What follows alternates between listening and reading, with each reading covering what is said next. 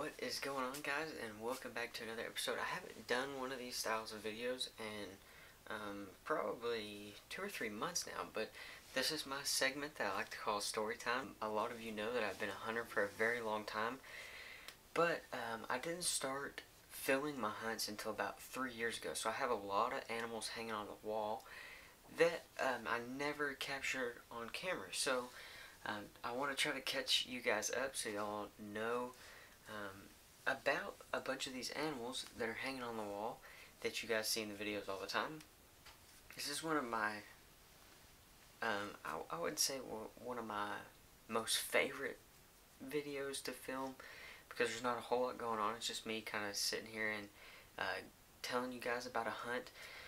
But it's just one of those that you get to relive the memories about and telling other people. Like that's one of my most favorite things to do about it. Like sitting around with friends, and it's one of my most favorite things about hunting is getting to retell the stories later, and carrying a camera around with me gives me the ability to share my stories to a lot of people very quickly, and it also gives me the ability to remember like everything that I said and the shot and like everything that went on in the moment. So it's cool to be able to retell these stories, but it's another thing to have like a visual or a video backup to be able to rewatch it and kind of replay those memories. But anyway, I want to tell you guys about the hog that is on the plaque right above me. I'd say, I want to say it was my sophomore year of high school, I believe. Yeah, that sounds about right. Either freshman or sophomore year. I was hunting with a kid that I used to go to school with, and he had some property, and we'd go and hunt all the time. Well, it was getting later in the spring, and it was getting to that time of year where it was pretty warm, and everything was kind of starting to grow back. And it might have been this time 5 or 6 years ago, or I guess 4 or 5 years ago whenever I shot it. But it was like May, like we're in May right now, and it had to have been right around now, just before graduation. But anyway, the point is that things were starting to warm up, like the weather was starting to warm up, and the hogs were starting to find water. So a good thing to do this time of year, whenever you're hog hunting, if they're not hitting feeders, then they're more than likely around some food or some water sources somewhere, because in the daytime it's getting up in the 90s here in Texas now, and so they're looking for water. They're looking for places to cool off. The bugs are coming back, so they're looking for places to get muddy and make wallows, so whenever they cake mud on the sides of them, then the ticks and the fleas will stay off of them. But anyway, we were sitting at a tank, and we were in the truck, and it's kind of a funny story, because this kid and I, we were in the bed of the truck.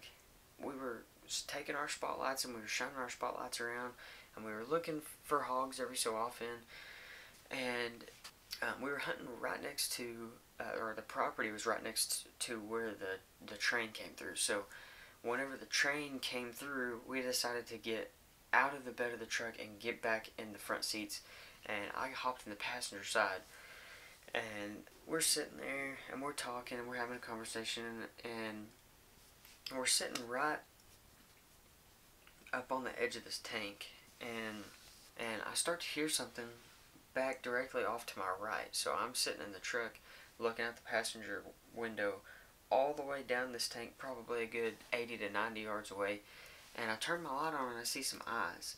And so hogs' eyes are real dim whenever you shine at them with a light, and sometimes they won't even reflect back. They've got different kind of eyes than predators and deer do.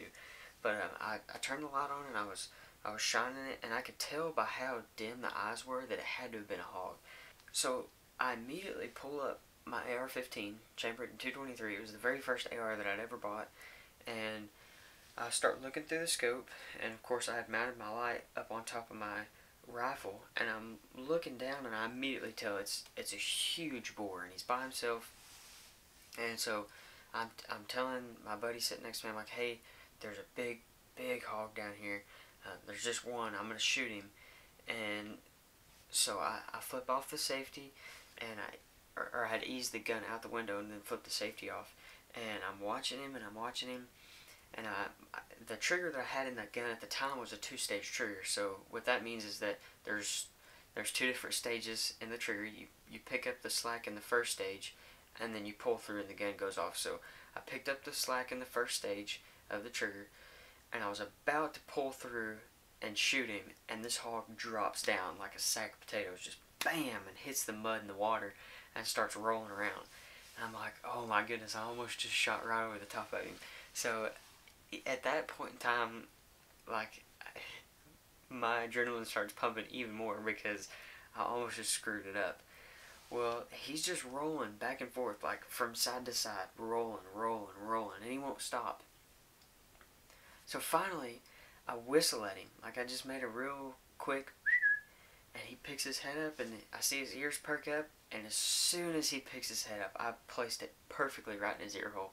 And I'll have to show y'all up here. I'll roll that footage through right now, but you can look at both sides of this mount, and on one side, he still has all of his skull, and on the other side, it's completely blown away. So I was shooting a little Hornady 55 grain VMAX, and when that thing hit, it exploded, and he rolled over and was done for immediately. Like, he was dead instantly. So we were celebrating and having a good time, and we let him lay for probably 10-15 minutes, and we decided we were going to walk down there and take a look at him.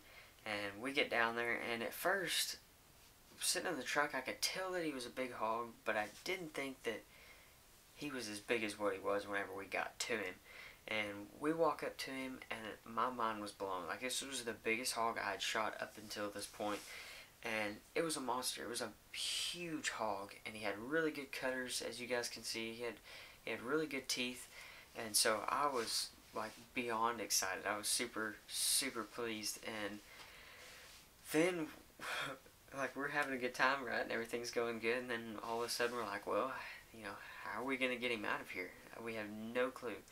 And so the guy that I'm hunting with, he's like twice my size, especially when we were in high school. He's way bigger than I was. He's just a big, stocky, strong dude. And so we're trying to figure out how in the world are we going to get this hog that we think, or we're pretty positive weighs 300 pounds or more. How are we going to get it into the bed of the truck? And so we tried for a solid hour. The way we started first was we tied some straps to the back legs. And, oh, wait, actually, let me back up. What we tried first was just grabbing onto the legs and pulling him up into the bed. Well, that didn't work, so we dropped him back down. And then from that point, we just decided that we were going to try some straps, like some ratchet straps around his legs, and maybe that'd give us a little bit more leverage to pick him up and get him into the bed. And we got him probably halfway into the bed, and there was just no way that either one of us could lift him up into the bed fully. And so we stood there for probably another 10-15 minutes. We're trying to decide what we're going to do.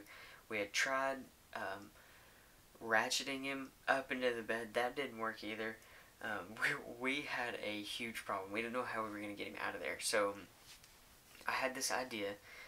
We were sitting up on a pretty good bank where the truck was, but you could drive the truck all the way down this bank and get down to where the hog was laying. So of course, we had the truck right there to begin with, and the tank had started to dry up because it was a year where we didn't get very much rain in the spring, and so the tank was kind of starting to dry up, and we had the truck kind of parked back up on top of the hill. Well, we're sitting there, like I said, probably 10-15 minutes trying to figure out what we're going to do, and I had this idea, and my idea was to take the truck and drive it down into the tank a little ways, not into the water, but get it so the hog's sitting here, the hill's up here, and the truck was down in here. So if we get the truck down here, we won't have to pull the hog up the hill and into the bed. We'll just be able to roll it off into the bed, right? So that's what we did, and it worked out much, much better. Instead of having like 2.5 foot of clearance to try to get this hog into the bed, whenever we brought the truck back down and into the tank, it only ended up being like 8 inches to a foot of clearance that we had to get this hog up off the ground and into the bed, and it worked. I was totally surprised, but we hauled it off, and we wanted to get it away from the tank because that's where all the cows would come down and drink and swim, and so we didn't want to leave him laying right there to rot and be nasty. But we took him to the other side of the property, and we took the head off, of course, and I've got it right above me, and it was it was a really cool experience, and it's one of those hunts that you'll never forget. Just because I thought it was a much smaller hog at the time, and we got up there to it and it just blew up. I mean, it was insane. I wish that we would have had a scale to weigh it, but it is easily the biggest hog I've ever shot with a rifle, and I've got one that I've shot with a bow, and I have it recorded. So if you guys want to check that video out, it'll be linked down below in the description. You guys can jump over there and check it out. But it was really neat. The one that I shot with a bow was really close to this size, if not a little bigger.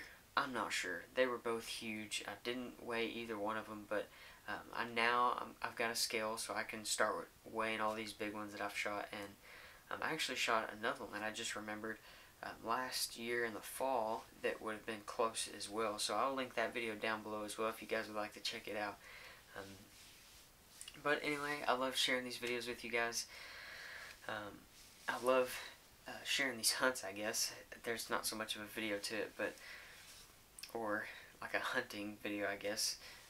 But I love sharing the experience with you guys. I've got my first whitetail buck hanging on the wall. I'm going to share that video with you guys, and I also have one other bobcat story that I'd like to tell you guys about as well.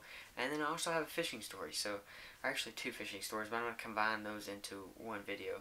I think you guys will enjoy those, so you want to stay tuned and be on the lookout for those as well. One other thing I want to touch on before I shut this video out is I know that I mentioned that I was going to do the giveaway in the previous video, but that video ended up being like 32 minutes long, and I did not want to add any more to it, so I'm going to do it right now for you guys. I apologize for the delay. And we're like at 11,350 something subscribers right now, and I have to say a huge thanks to you guys, because I couldn't do it without you guys. And so I'm super thankful and blessed to be where I'm at, and praise the Lord for all the support from you guys. I'm super thankful and grateful, and I'm ready to see what this summer has in store. I've got a lot of trips planned. We're going to keep going. I hope you guys are enjoying the fishing videos. I hope you guys are enjoying the bow fishing, because I'm fixing to start doing some bow fishing as well. And of course, me and Guns and Chicken Strips, as always, we're going to be doing the magnet fishing. We have a lot of fun doing that. We're going to try a couple of different places. I think for the first time ever, with us filming together, I'm going to go up there to Jimmy. Like, I'm going to go meet him up around his house in the Dallas-Fort Worth area, and we're going to go try some places around downtown Dallas, which should be very interesting. I'm going to go ahead and get into this giveaway for you guys. It is a Sniper Hog Lights in red. It's going to be their little bow light, which is similar to the one that I have on my bow right now. It should probably be the exact same thing. So for you nighttime bow hunters, you guys will be able to have the same leg up as me.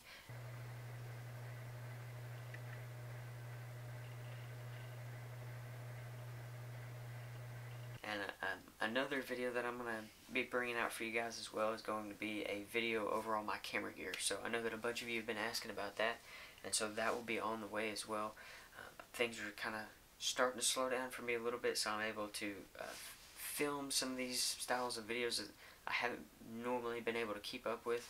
I've just been trying to do the fishing and the hunting here lately, but there will be some podcasts coming up, some fishing, of course, bow fishing, like I said, more hog hunting as always. I think we're going to be going back down with Weston and Luke from Thrill to Kill, and so I'm excited to do that this summer. They're talking up a couple of spots like they're going to be really good for some hog hunting, so I'm excited. And of course, I've got my new custom archery accessories, those lethal injections that I'm super ready to let fly on a hog. But anyways, I hope you guys enjoyed this episode. Thank you so much for watching it and all of the support. I know that I say it every single video, but I can't help it. I appreciate you guys so much, and I'll catch you on the next one.